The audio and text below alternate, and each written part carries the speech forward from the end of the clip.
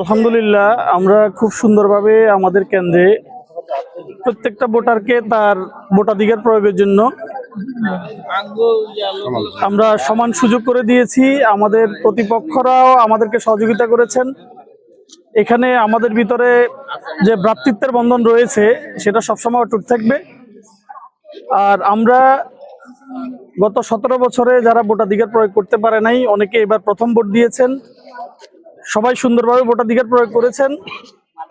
ইনশাআল্লাহ দাগনভূঞাবাসী এবার এমপি পেতে যাচ্ছে, যদি ভাগ্য ভালো হয়, সাথে মন্ত্রী সহ। তো আমরা এখন যেভাবে জাতীয় নির্বাচনে আমরা যেভাবে সবাই কাঁধে কাঁধ মিলিয়ে আমাদের কেন্দ্রে আমরা অবস্থান করেছি, ইনশাআল্লাহ ভবিষ্যতে আমাদের এই বন্ধন অটুট থাকবে। আজকে আমি একটা নতুন বাংলাদেশ আবিষ্কার করলাম। যে কয়টা কেন্দ্র দেখেছি, যৎসামান্য একটু ঘেঁষাঘেঁষি ছাড়া বাংলাদেশে এরকম একটা নির্বাচন হতে পারে, এটা আসলে অবিশ্বাস্য।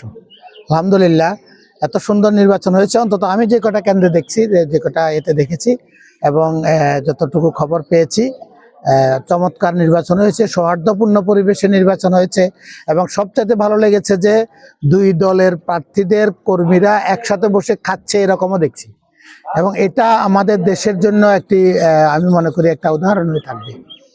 আর আমার কাছে আরেকটা জিনিস ভালো লেগেছে, সেটা হচ্ছে কেউ চিন্তা করে, প্রশাসন যে পারে, সবচেয়ে বড় কথা যে প্রশাসন যদি চিন্তা করে যে বাংলাদেশে নিরপেক্ষ নির্বাচন করব, এরা যদি শুধু মাইন্ড সেট আপ করে তাতেই হয়ে যায়। কাউকে কোথাও ধাক্কাও দিতে হয় নাই, কাউকে গুলি করা তো দূরে থাক, গুলি তাকও করতে হয় নাই, কেউ ডিস্টার্বের মধ্যে যায়ই নেই।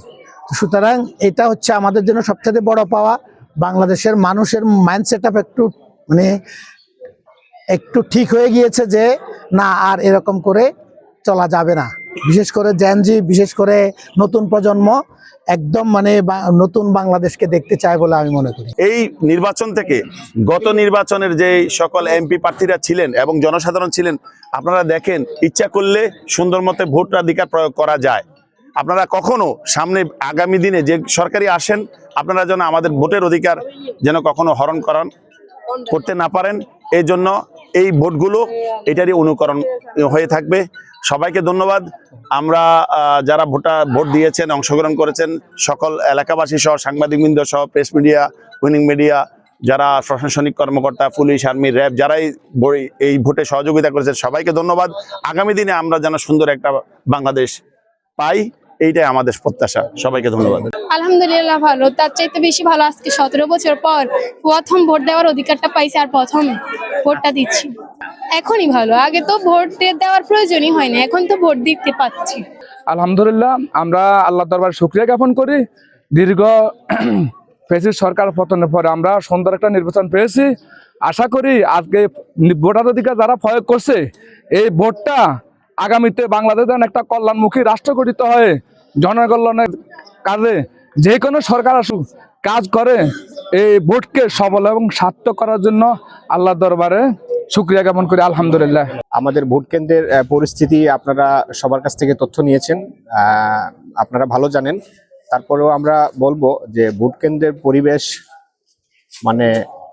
নিউট্রাল হিসেবে কাজ হয়েছে এবং অসাধারণ। এবং ভোটারদের যে উপস্থিতি, এটা অবিশ্বাস্য ছিল।